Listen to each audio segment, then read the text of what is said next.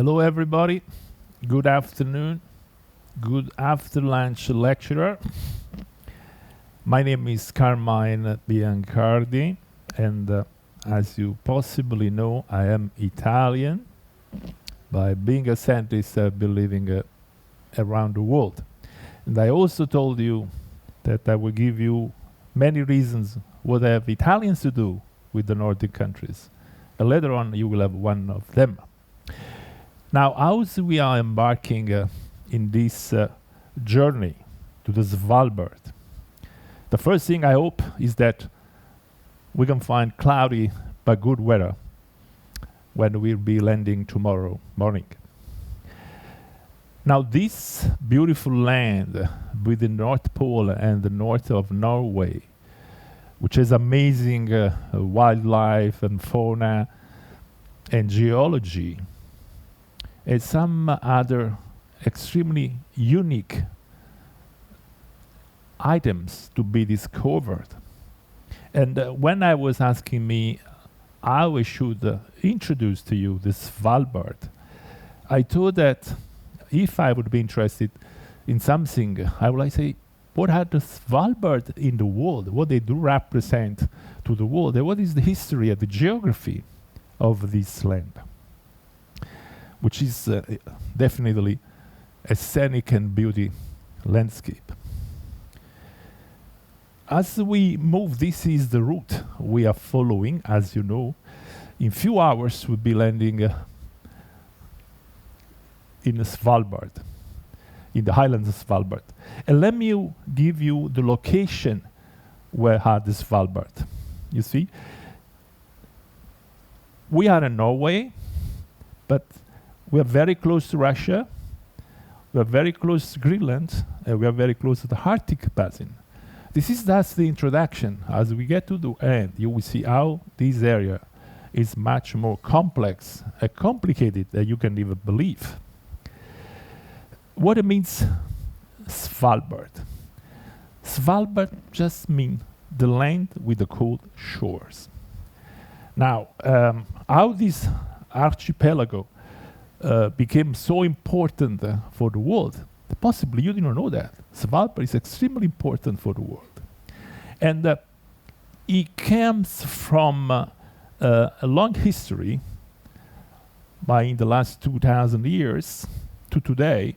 So it came from exploring, whaling and fishing and mining to the scientific activities, which is what's happening these days in the Svalbard.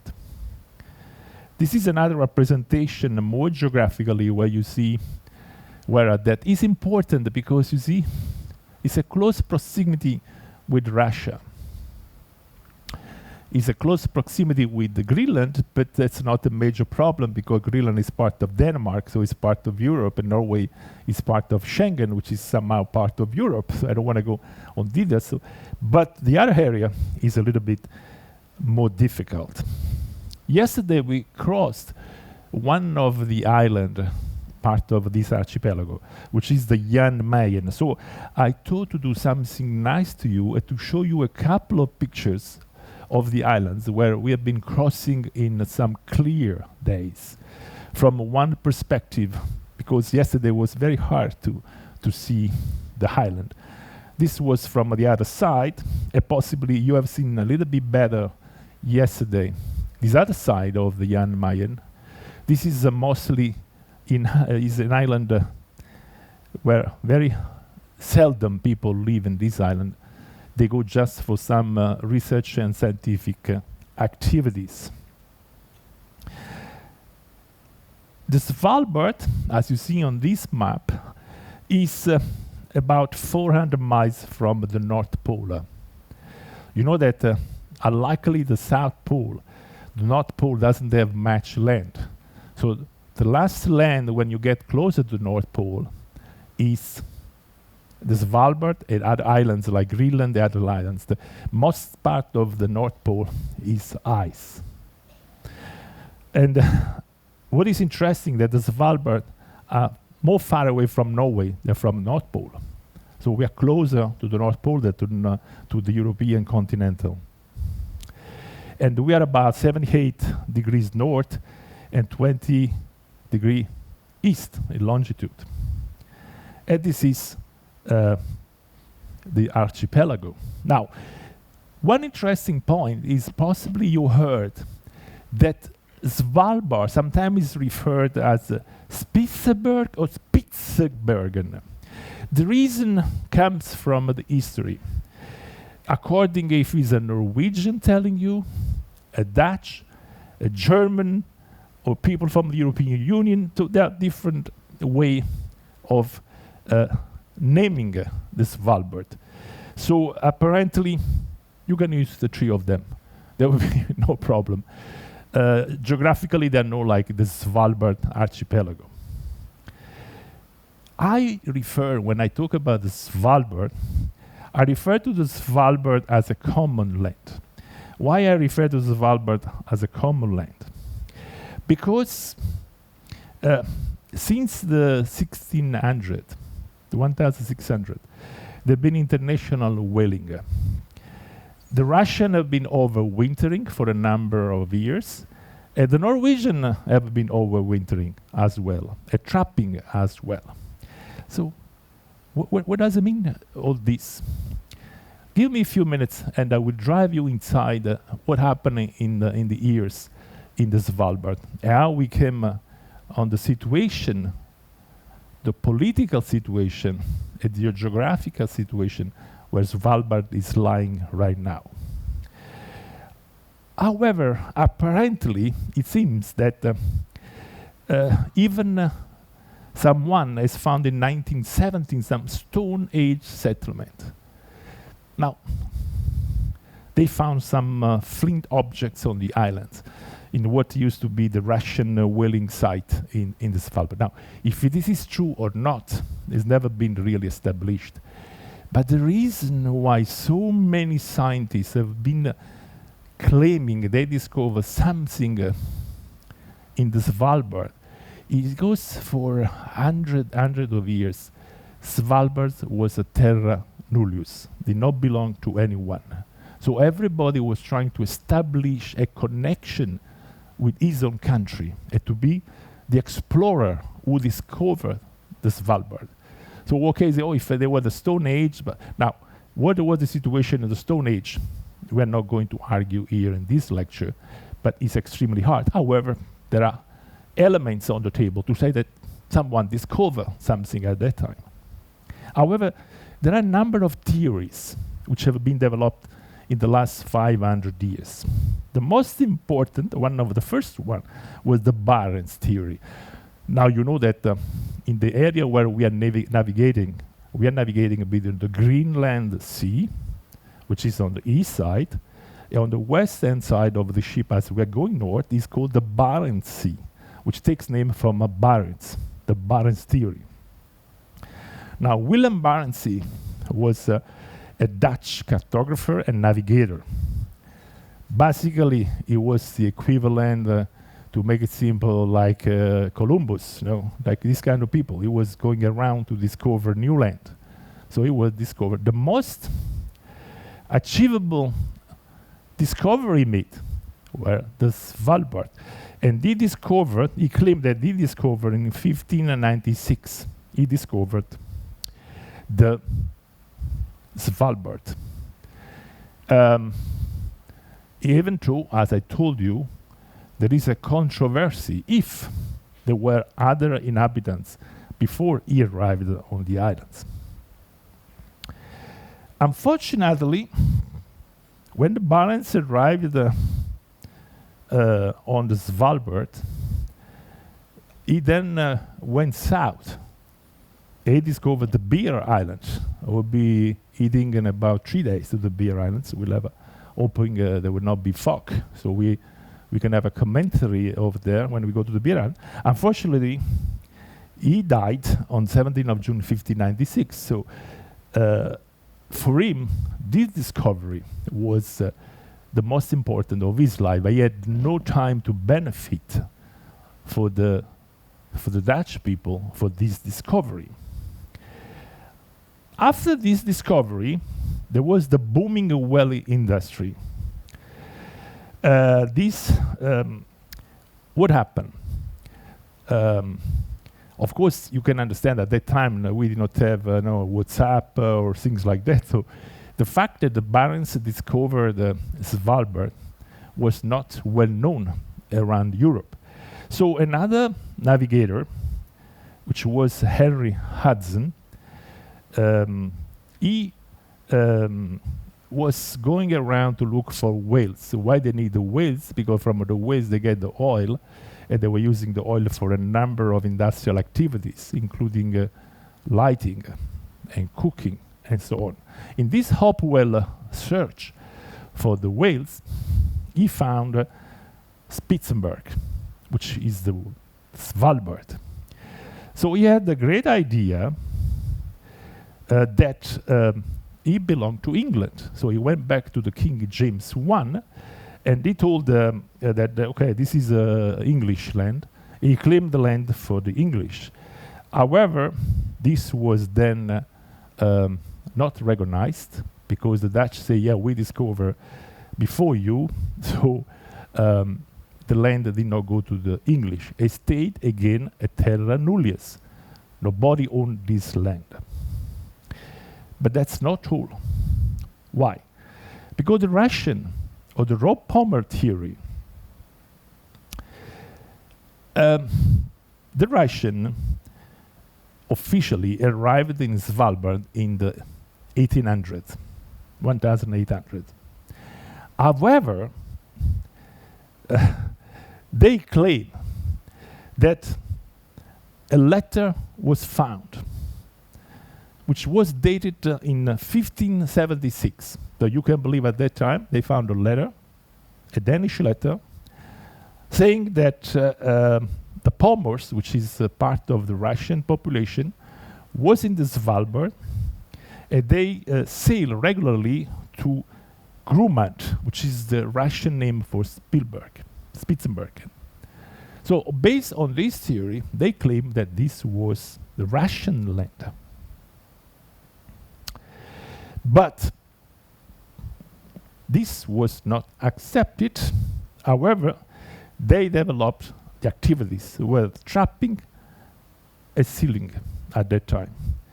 And of course, these are activities that today could be considered not appropriate to be done.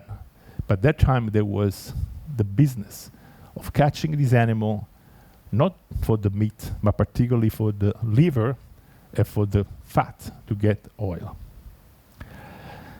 At a certain point, Gustav Storm, which is a Norwegian historian, he had the bright idea to say that if the Viking, which are considered to be the Norse people, so the ancestor of the Norwegian people, if they were been in Greenland, definitely they've been in the Svalbard. So he say in his theory that in 1194 the Vikings were in Svalbard. So for this reason, this historical reason, the Svalbard were part of Norway. I don't want to argue what would happen today if everybody would go back in the past and say, you know, this land 1,000 years ago was by this explorer or the other explorer. The world would be in a war every single day. However, he made this claim. Another thing we have to realize, you know, at that time, Norway was not independent. Norway was in a union with Sweden, the Kingdom of Sweden. So at that time, was part of Scandinavia as a union with Sweden. This gave Norway an opportunity to claim independence and starting the process of annexing Svalbard. So it was a good move from this historian. However, it was still not part of Norway at that point. We are talking about early 900. So what happened in the early 900? They found the coal in the Svalbard. So can you believe some islands in the 80 degrees north in the Arctic cold, they found the coal. So there was a rush, and they started with the industrialization in the 900. And another shocking activity was also hunting the polar bears. This is one of the reasons there are no polar bears. I'm not going to discuss about it. There are some other lecturers that are more prepared than me on this. However, this was another activity which was done at that part. So this did not last too long, because after few years, it was created in 1912, the Arctic Coal Company, which was extracting about 40,000 tons of coal in these Arctic islands. Possibly you never thought about it, that all these things were happening in the Svalbard. You thought there was a place where the polar bears were having fun, playing among themselves, that the whales, they were just jumping in the water, and the seals were having fun. No, these islands have been heavily in a business and the industrial activities of the European development for many years. But then, what happened? Between 1898 and 1920, there were no rules. And there were about over 100 land claims on the Svalbard. So you can imagine the importance of the world countries were giving to the Svalbard at that time. And including Russians, of course, and so on. So all the mines were lately closed. And these are the remaining. This is a coal mine which is remade. This is a marble one at the camp of Mansfield around the New London in the Svalbard, which have been dismissed.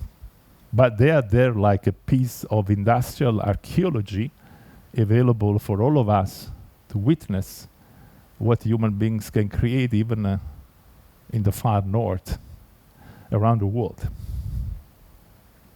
So as I mentioned, the Svalbard at that point were terra nullius. What basically means terra nullius? Means, as I say, technically is a legal international term, means unclaimed, inhabitable territory that belongs to no state.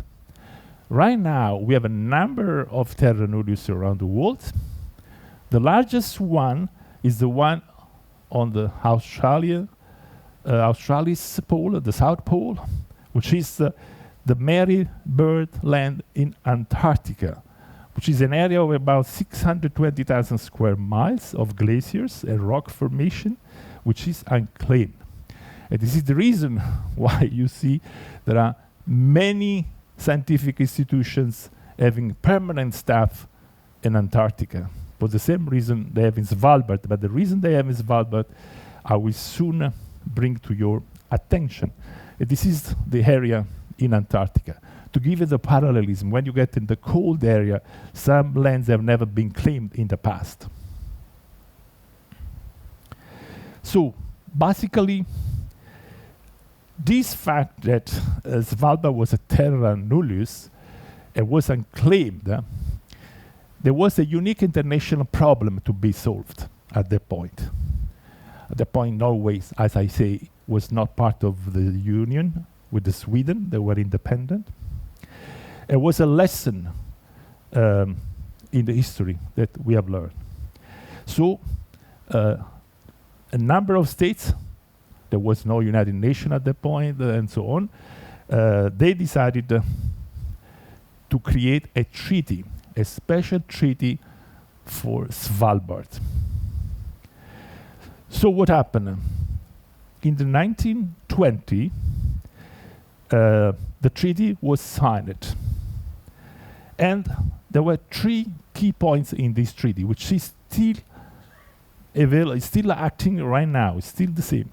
First one was under the Norwegian administration and legislation. Basically, is Norwegian territory. Second, free access and economic rights for citizens of all signatory nations. So people have to sign an agreement to be part of this. The area is a no military zone for no reason. There can be no presence of any army of any type in the Svalbard, even though it's in Norway. So Norway cannot put any army in this land. We were the countries at that time. In 1920, there were only a very few countries they signed this agreement. Norway, the United States, Denmark, France, Italy, Japan, the Netherlands, Great Britain, and Sweden. Today, these are all the countries that have joined the treaty. So it's been extremely enlarged. And this is the original treaty which was signed at that time. What I have to say is extremely important. It took about 5 years before Svalbard was totally annexed to Norway. One thing which is important, even though Norway is not part of the European Union, but it's part of Schengen. You know what is Schengen? Schengen is the agreement of free circulation of European citizens. It's like in Iceland, you know, Europeans can move up and down as they want. The Svalbard is even more. Any citizen of a country who signed the treaty can freely move to Svalbard. It's a visa-free zone. Nobody can ask a visa to get in the Svalbard. Of course, you wonder who wants to go to live in the Svalbard at the winter time. But there are about 3,000 people living in the Svalbard. It's not what they say, that there are more polar bears than people. There are more people than polar bears in the Svalbard, as you know. Now, why there are these 3,000 people? This is the new development of the Svalbard, which is extremely interesting. This is one of the small towns in the Svalbard. It's called, I hope I am not good in Norwegian pronunciation, even though I did a lot of projects with Norwegian, but we spoke in English.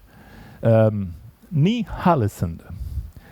This is the most northerly civilian settlement in the world. And this is the town. Now you say, what do these people living there? Yes, here we go.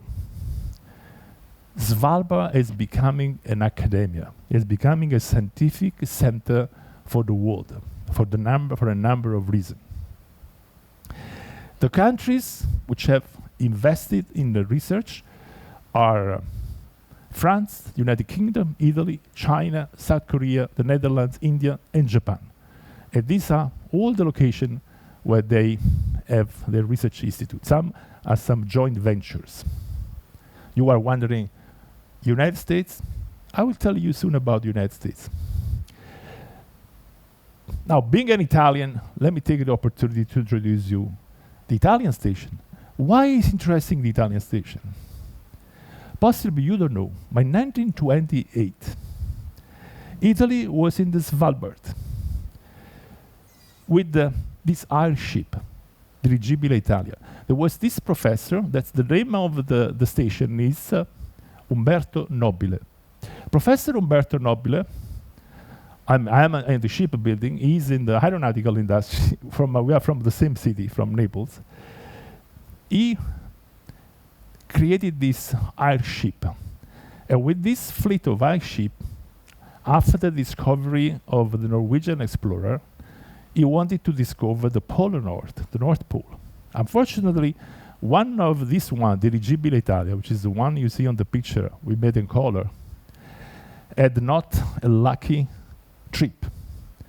They had a major accident in the North Pole, and they were then took about a couple of years. They called the La Tenda Rossa in Italian, which was the place they made something red, and they were recovered after several months in the winter living in the North Pole.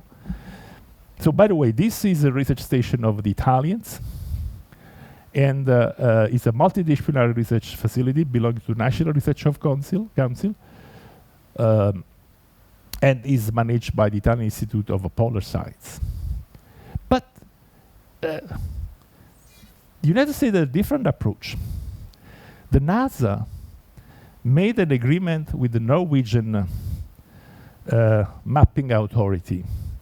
And they opened in a few years ago an activity. One is the Earth observation station in the Norwegian Arctic by using a laser. The goal here was improving the mapping of the world by using the laser. So the NASA is present. It's done with the Norwegian Institute, but most of the staff come from NASA. Of course, NASA has staff from all over the world.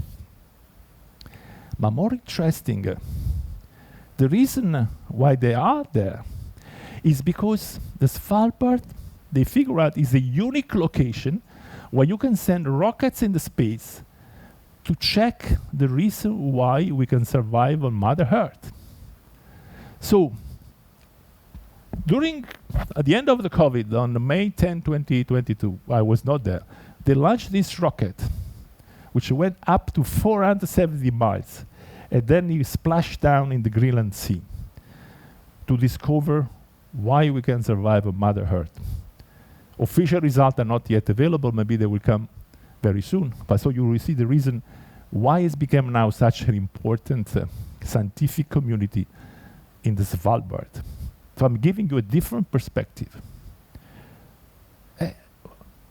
What about the Russians?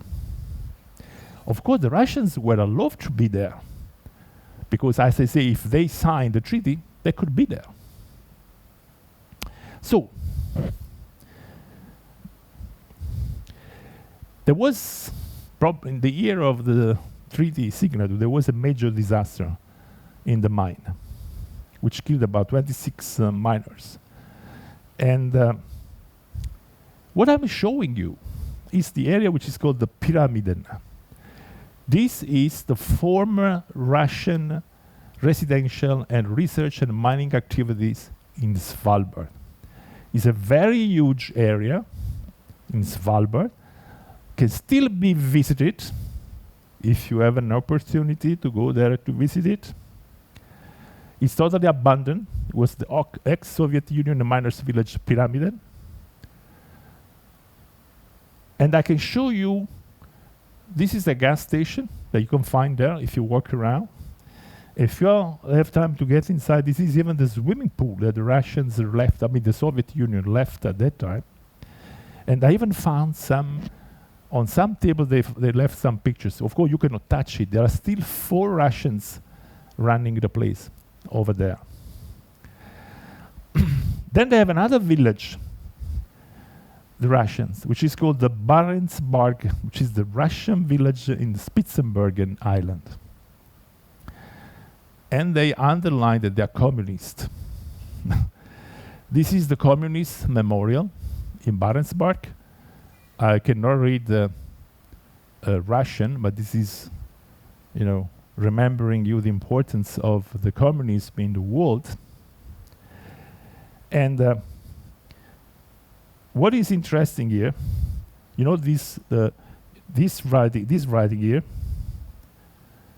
he say our goal is communism. So they left this over there. Now, until 2020, there were about 450 inhabitants in this other village, not in the Pyramiden, in the Barentsburg.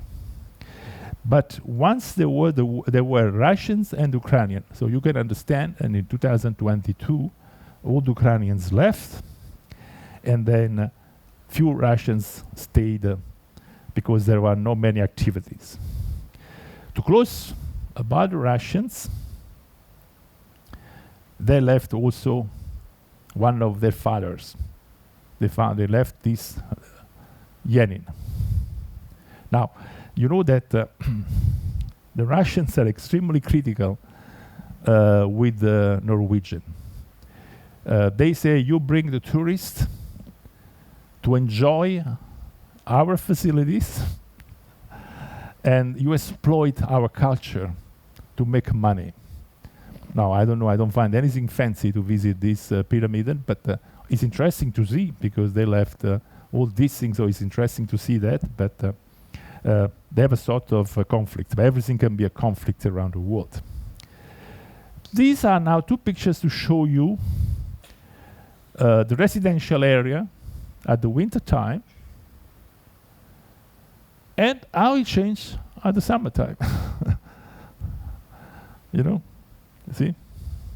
Just to give you an idea how it changed. They have some a little bit better. Just one picture to break a little bit before that we go a more complex situation. This is one of the activities they do in the Svalbard. Of course, is not the main transportation system. The people living there during winter, they go during weekend to have fun. The transportation in Svalbard is done with public transportation, with taxis and with the buses. But during weekend, they do this for relaxing a little bit. That's not all. There is another extremely interesting element to be considered in the Svalbard.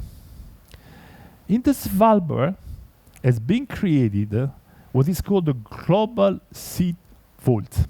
What is that?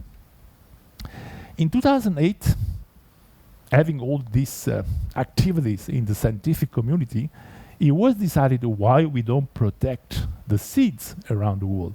You know, they often, like in the fauna, in the flora, we can lose the seeds, so we can use original species of wheat, of rice, and other plants. So in 2008 has been created this seed vault. And in the first year, there were 278,000 seed samples. 1 year later, they went up to 423,000. In 2015, there were 860,000. And what is interesting, today, there are 1,214,000 seed samples. But how they are kept? Now, to keep the seed, there are two problems to be solved. They have to be in a cold environment.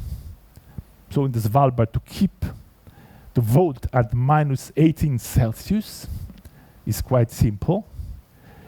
So they can have a permafrost to protect the seed.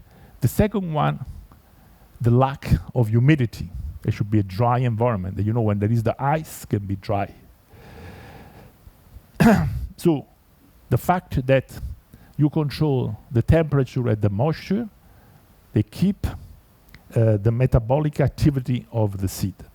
Now, the way they are kept are like packages like this one. You see, they put in this package, they are sealed, and then they are putting in this locks here over there. That's not all. There is another thing which is nice. What they did, this is the entrance of the vault.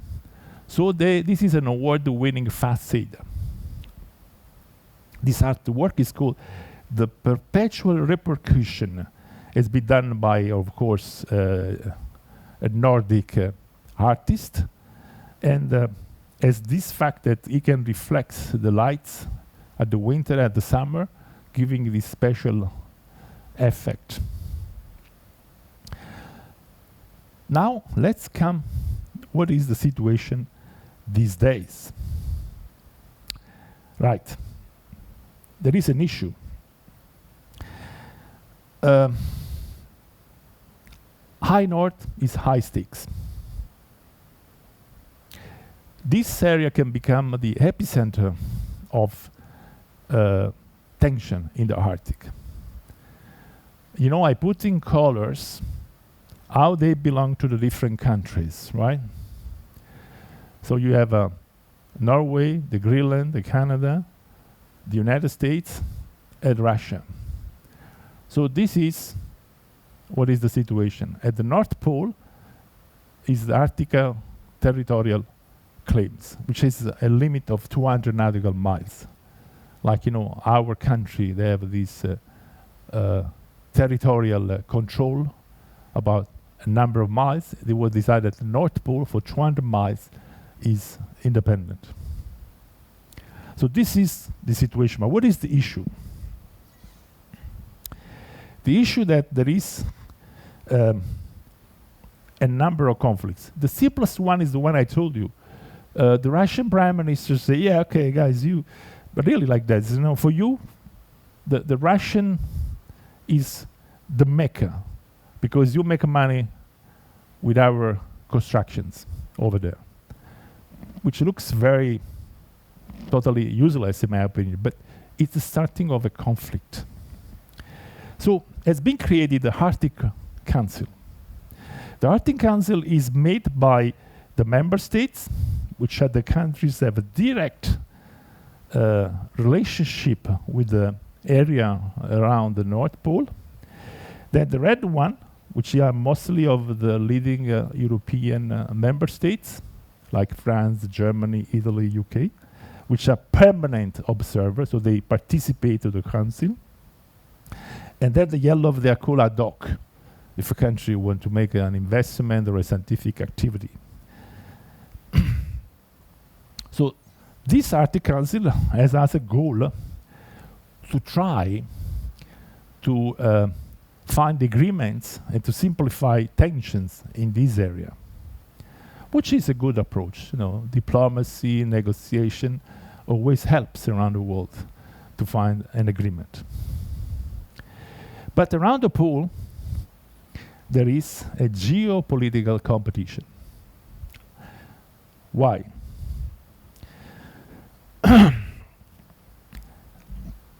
For now, it seems that ice is melting, right? Like in the south, in the north. So as the ice is melting, most of the countries see that there is new exploitation. There can be new routes, there can be new discoveries, there can be new land to be exploited. It creates tension. For now, this is what's happening. If this is going to happen, we don't know. So every time he's trying to position strategically in this area. The second one, United States, Russia, and China, which are the largest countries, try to position themselves in this game, having a military dominance. Of course, this cannot happen in the Svalbard. Of course, why North America and Europe, they're allied, with Eurasia is not definitely always the fact. So this is creating a tension, particularly Eurasia is represented by part of Russia and China with the North America. So there is a game to be played over there, even though we never know about it because they never tell us about it. They told about the normal war, but this is a diplomatic war which is happening right now. It's happening right now because the change of the environmental changes are opening new opportunities.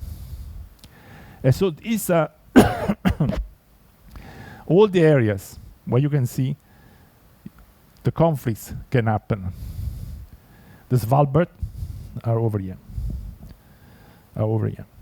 And as you know, because of the treaty, the Svalbard cannot have any army.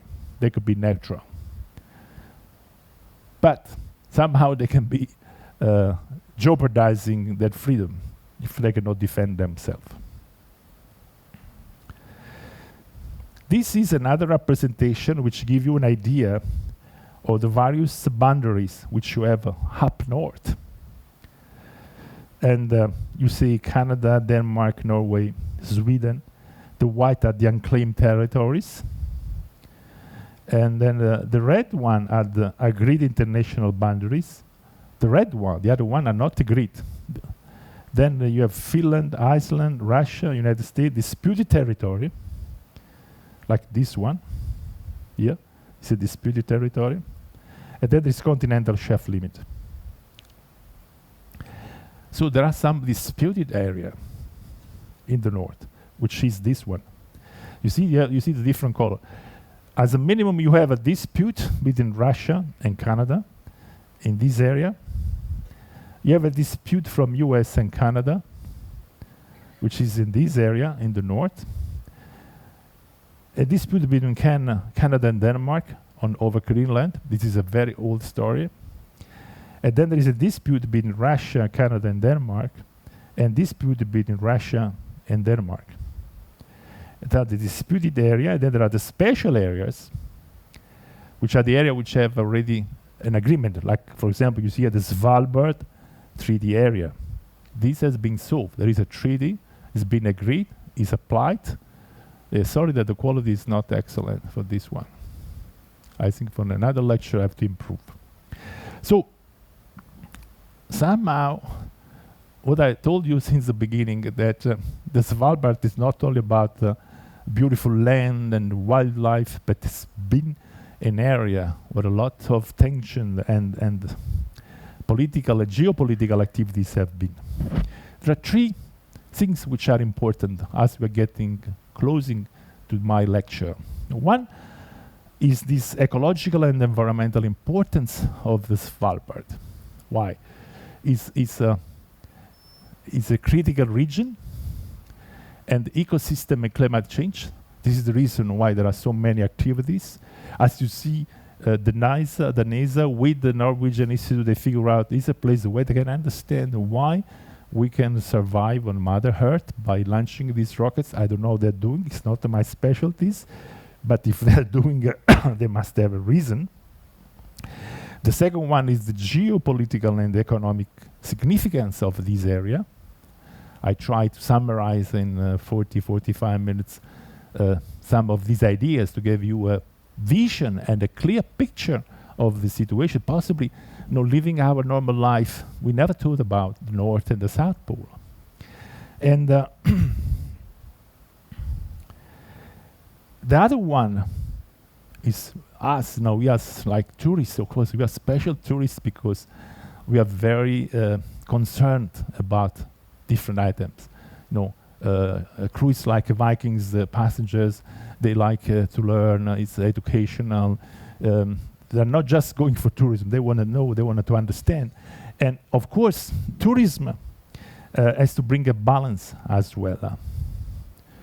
So by the time the tourism is developing, not only in Svalbard, but also in the Arctic area, in the Nordic area, they should find a balance between protecting the area and letting the people to benefit about this amazing area. So I hope that today I was able to drive you to some points that you never thought, and you understand a little bit more. If you have any questions on this area, feel free to talk with me, to stop me. I would be able to talk, to discuss, to answer your questions, or maybe I can ask you some questions. Maybe you know something I don't know. You never know in our life. So I thank you very much for your time, particularly after lunch. I know that sometimes it's nice to have a nap or to relax a little bit. And I hope I did not annoy you very much, and I hope to see you to the other lectures, and maybe to join you during one of your tours around the Svalbard, so we can have fun together. Thank you very much, and have a nice afternoon. Thank you very much.